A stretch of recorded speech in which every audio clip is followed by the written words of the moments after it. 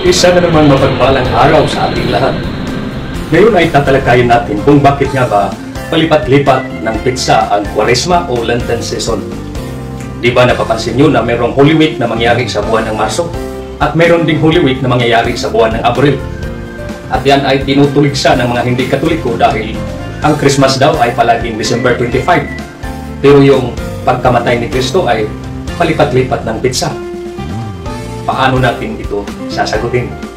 Una sa lahat, atin munang lilinawin na hindi ang pitsa yung itinagdiriwang ng mga Katoliko, kundi ang pagligtas ni Kristo sa buong sangkatauhan sa pamamagitan ng kanyang pagpapako doon sa krus.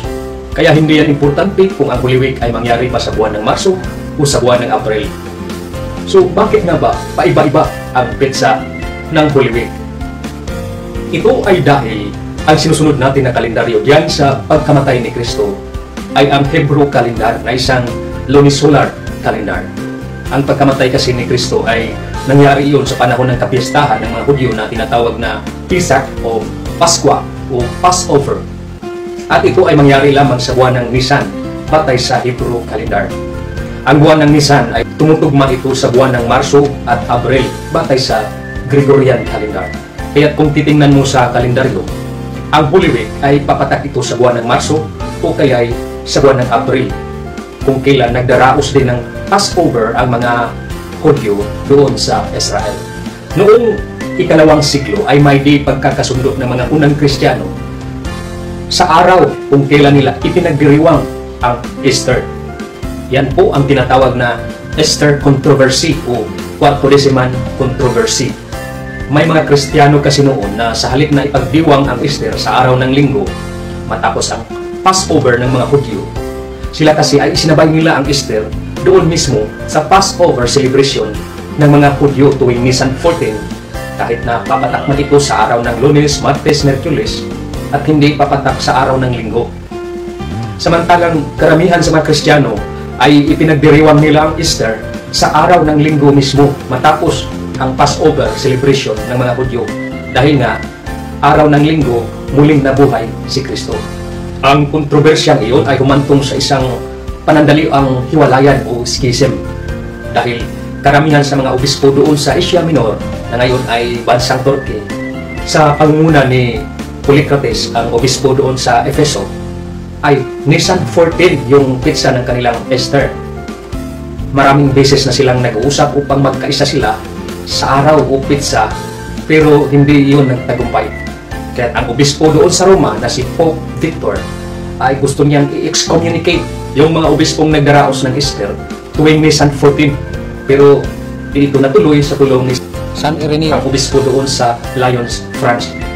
Noong nagkaroon ng isang ecumenical council doon sa Nicaea, kung kailan nagkasundo na ang mga obispo noon na dapat sa araw ng linggo matapos ng Passover gagawin ang pagdaraos ng Easter Sunday.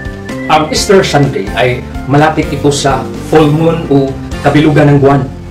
Tingnan niyo sa kalendaryo, di ba ang Easter Sunday ay kalapit lang ito sa full moon o kabilugan ng buwan. Dahil nga, ang galaw ng buwan ang pinagbabatayan dito ng mga Hudyo. Mababasa natin sa Salmo 81:3 na ito ang tanda nila para sa kanilang kapistahan. Ito ang sinabi: Ipan ang sungay ng lalaking tupa sa araw ng bagong buwan, sa araw ng kabilugan ng buwan, kapag nagsimula ang araw ng aming kapistahan. Salmo 81:3. Ayon sa binasa nating sitas, ang araw ng kapistahan nila ay papatak either sa bagong buwan o new moon o kaya sa kabilugan ng buwan o full moon.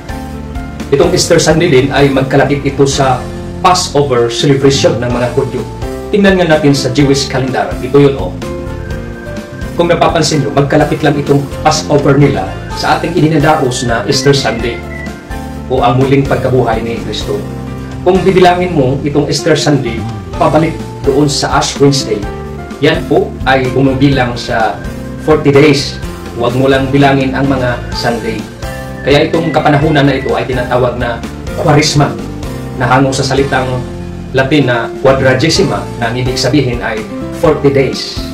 Itong 40 days ay sumasalamin sa 40 days of fasting ni Kristo bago siya nagsimula sa kanyang ministeryo. Ang pitsa ng Easter noon ay ang Santo Papa ang magtakda nito kada taon. Ang pitsang iyon ay ang siyang ipaparating doon sa iba't ibang lugar. Kaya lang dumating ang panahon na nahirapan silang mag-communicate dahil wala pang cellphone o telepono noon. Ang isa pang problema ng mga Kristiyano noon ay dahil sa itong Hebrew calendar na pinagbabatayan nila ay pabago-bago ito. Minsan kasi may idinagdag silang araw at isang buwan dahil malayo na ito sa season o hindi na nag-synchronize sa kapanahunan.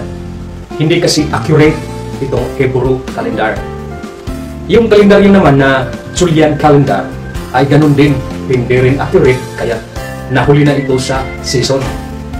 Yun ang dahilan na si Pope Gregory ay nagpasyang gumawa na lang ng sariling kalendaryo para ma-project niya ang mga pitsa ng Easter kada taon na di na kailangang maghihintay pa doon sa kalendaryo ng mga Hudyo. Kinuha ni Pope Gregory ang mga kilalang astronomer noon na sina Christopher Clavius at Aloysius Lilius upang i-revise ang lumang kalendaryo na Julian calendar. Para maging accurate ay binago nila ang mga leap year upang mag-synchronize yung timing doon sa mga seasons. Ginamit nilang batayan sa Easter Sunday ay ang spring equinox o ang panahon kung kailan pareho ang haba o duration ng daytime at nighttime. Itong spring equinox ay mangyari ito kada Marso 21. Kaya ang Easter Sunday ay mangyari ito sa huling linggo ng Marso o hanggang sa ikatlong linggo ng Abril kung kailan magkaroon ng full moon pagkatapos ng Marso 21. At noong 16th century, nabuo ang Gregorian calendar, ang isa sa pinaka-accurate na kalendaryo na ginagamit ng karamihan hanggang sa ngayon. Dahil sa Gregorian calendar ay malalaman na natin ang mga pitsa ng Easter Sunday kada taon. Ang mga kapatid nating Orthodox Christians ay di nila tinanggap ang Gregorian calendar dahil gawa ito ng mga Katoliko. Kaya't ang ginagamit nilang kalendaryo ay ang luma at hindi accurate na Julian calendar na nahuli na ito sa panahon o hindi na synchronized sa mga seasons. Actually, nahuli na ito ng 13 araw sa aktwal na panahon. Kaya nahuhuli palagi yung Christmas at Easter Sunday nila kaysa sa pinagdiriwang ng Katoliko dahil nga Julian calendar ang ginagamit nila na hindi na nag-synchronize sa mga seasons. Sa makatuwid, kaya tayo ay may Gregorian calendar, yan ay upang malalaman natin ang mga pitsa ng Easter Sunday. Yung mga sulpot na galit sa Katoliko ay dapat huwag na kayong gumamit ng kalendaryo dahil gawa yan ng mga Katoliko. Yung mga kalendaryo sa bahay nyo, sa cellphone nyo, kaya sa computer nyo ay Gregorian calendar yan. Huwag kayong gumamit sa mga bagay na yun dahil sa Katoliko yan galing. Buti pa ang mga kapatid nating Orthodox Christians dahil sa pride nila ay hindi nila ginamit yung Gregorian calendar, sa halip ay ginagamit nila yung lumang Julian calendar. Sana ganun din kayong mga sulpot, huwag kayong makigamit sa mga bagay na galing sa Katoliko para hindi kayo tatawaging mga hipokrito.